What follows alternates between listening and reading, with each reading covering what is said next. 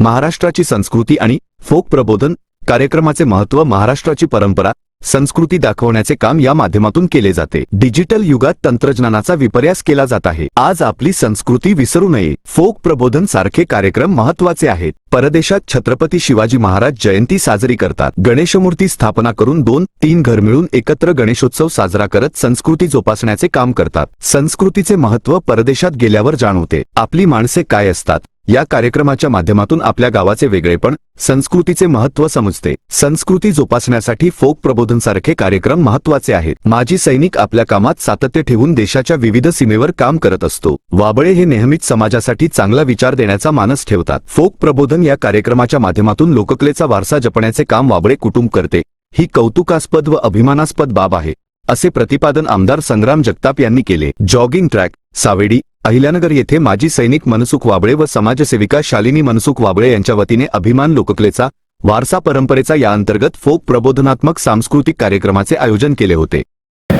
महाराष्ट्राची एक वेगळी परंपरा संस्कृती दाखवण्याचा एक प्रयत्न या कार्यक्रमाच्या माध्यमातून केला जातो। आपण पाहतो की अलीकडच्या काळामध्ये जसं एक डिजिटल युग निर्माण झालं, आपल्याला प्रत्येकाला आनंद वाटला की चांगल्या प्रकारे कुठेतरी त्याचा उपयोग या समाजामध्ये केला जाईल, पण कधी कधी त्याचा वेगळा विपर्यास देखील केला आपल्याला पाहायला मिळतं। काही लोकांना व्यक्तिशः अनुभवायला देखील मिळतं। पण जसं आपण पुढे जातो तसं आपली संस्कृती देखील विसरता कामा नये। तर आज आपण पाहतो काही लोक परदेशामध्ये आहेत, तिथं ते छत्रपती शिवाजी महाराजांची जयंती साजरी करतात। तिथं ते 2 घर जरी असले तरी एखाद्या घरामध्ये गणेश उत्सव तिथून मूर्ती कुरिअरने मागवतात गणरायाची, आणि तिथं ते मूर्तीची स्थापना करतात। आणि तिथं ते कुटुंब 2-3 घरं मिळून एकत्र रोज सकाळ सायंकाळ ती आरतीचा कार्यक्रम असेल, हे सगळे एकत्र आपली संस्कृती जोपासण्याचं काम करतात। पण त्या संस्कृतीचं महत्त्व त्या लोकांना परदेशात गेल्यावर जाणवतं की आपली माणसं काय असतात। आणि म्हणून कुठेतरी अशा कार्यक्रमाच्या माध्यमातून आज आपल्या देशामध्ये, आपल्या राज्यामध्ये, आपल्या जिल्ह्यामध्ये, आपल्या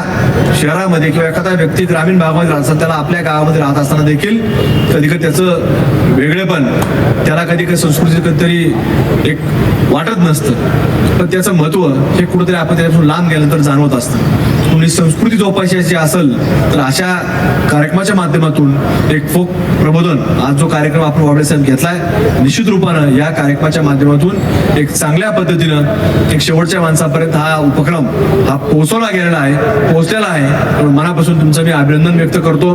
तुम्ही सातत्यानं जसं आता राजभाऊ आपण सांगितलं की त्यांचे व्यवसाय सांगितलं, माजी सैनिक आहे म्हणून सांगितलं, हे सैनिकात देखील महत्त्व आहे। प्रत्येक भारत भूमीतल्या प्रत्येक नागरिकाला माहिती आहे की कशा पद्धतीनं हा सैनिक हा सातत्य ठेवून देशाच्या वेगवेगळ्या सीमेवरती काम करत असतो। आणि म्हणून या सगळं काम करताना वाबळे साहेबांनी देखील त्या पद्धतीने काम केलंय।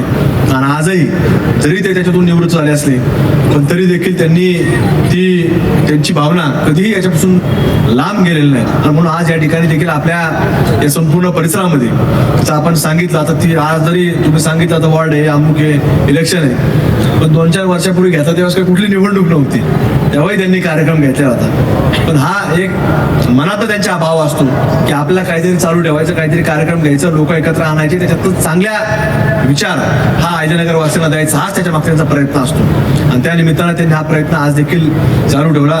मनापासून त्यांचं मी अभिनंदन व्यक्त करतो आणि श्रोत्यांमधून एक म्हणून आभार देखील व्यक्त करतो की आपण अशाच पद्धतीने सर्व एक लोकांना प्रेरणा देण्याकरता आपण कार्य करत राहा। निश्चित रूपानं आज तेवढ्या टॉर्चवर घेतलेल्या लोकांनी, त्यामुळे निश्चित लोकांचा पाठिंबा तुम्हाला आहेच। आणि त्याच्यात राजा म्हणून सांगितलं याचा पाठिंबा आहे त्यांनी टॉर्च पाठिंबा आहे म्हणून लोकांनी हात वर केलेत, अंधार वाचून टॉर्च लावलेत मोबाईलचे, त्यामुळे त्याच्यामध्ये कुठल्याही प्रकार शंका नाही। या सगळ्यामध्ये आम्ही सगळे लोक, संपत दादा असतील, मी असेल किंवा आमच्याबरोबरचे काय 4-2 आले त्यांचे नाव आम्ही घेतले, आम्ही सगळे बरोबर आढळ साहेब हातवर करा, आम्ही सगळे तुमच्याबरोबर हातवर करा, आम्ही सगळे तुमच्याबरोबर तरी काळजी करू नका।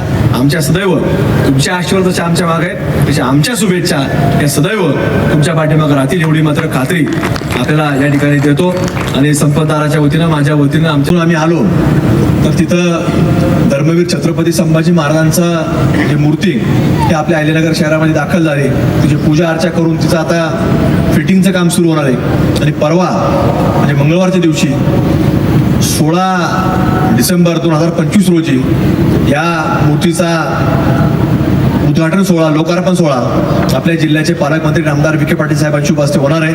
तर कार्यक्रमाच्या माध्यमातून आज मी आपल्याला सर्वांना नम्रतेचं आवाहन करतो की आपण त्या कार्यक्रमाच्या निमित्तानं आपण सर्वांनी उपस्थित दर्शावी आणि त्या सोहळ्याचे आपण सर्वांनी ऐतिहासिक सोहळ्याचे साक्षीदार व्हावे अशी एक आपल्याला विनंती करतो.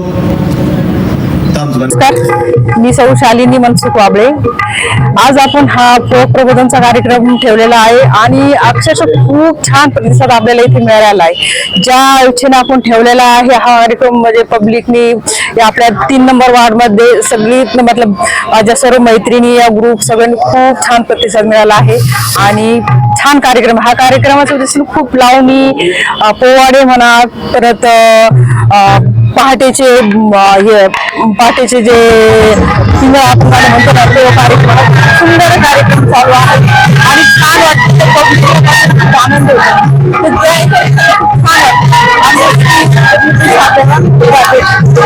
या कार्यक्रमास आमदार संग्राम जगताप, राष्ट्रवादी काँग्रेसचे जिल्हाध्यक्ष संपत बारस्कर, नगरसेविका शोभा बोरकर, माजी नगरसेवक अजिंक्य बोरकर, शिवाजी डोके, सागर वाबळे, नीलकांत उलारे आदी उपस्थित होते. शालिनी वाबळे म्हणाल्या, फोक प्रबोधन हा भव्य सांस्कृतिक कार्यक्रमात पारंपरिक लोककला, लोकगीते, नाट्यप्रयोग, आईचा गोंधळ, जोगवा, भारूड, अभंग आणि लोकसंगीताचा अप्रतिम संगम अनुभवता आले. फोक प्रबोधन हे ग्रामीण कलावंतांचे व्यासपीठ असून लोककलेचा वारसा जपणारा एक सांस्कृतिक कार्यक्रम आम्ही आयोजन केले होते. त्याला नागरिकांनी प्रतिसाद दिला. या कार्यक्रमास उत्स्फूर्त प्रतिसाद मिळाला. थंडी असूनही प्रभाग क्रमांक 3 चे नागरिक मोठ्या संख्येने उपस्थित होते. प्रतिनिधी यतीन कांबळे, अहिल्यानगर. कॉंग्रॅच्युलेशन्स वहिनी, बाळ झाल्याबद्दल. पण मी ऐकलंय डिलिव्हरी फार क्रिटिकल होती. आता ठीक आहे ना सगळं? अगं होता थोडा प्रॉब्लेम, पण स्त्रियांच्या आरोग्याची संपूर्ण काळजी घेणारं मातृसेवा होतं ना साथीला. सगळं सुरळीत झालं. किशोर वयापासून ते रजोनिवृत्तीपर्यंत स्त्रीच्या आरोग्याची संपूर्ण काळजी घेणारं अहमदनगर मधील पहिलं स्त्री रुग्णालय Matruseva women's hospital, obstetric ICU. किशोरवयीन आणि विवाहपूर्व समुपदेशन, गरोदर माता तपासणी आणि प्रसूती, पहिल्या सिझेरियन नंतर नॉर्मल डिलिव्हरीची सोय. मातृसेवा विमेन्स हॉस्पिटल, सक्कर चौक, नवीन टिळक रोड, अहमदनगर. फोन 9850 20 0017.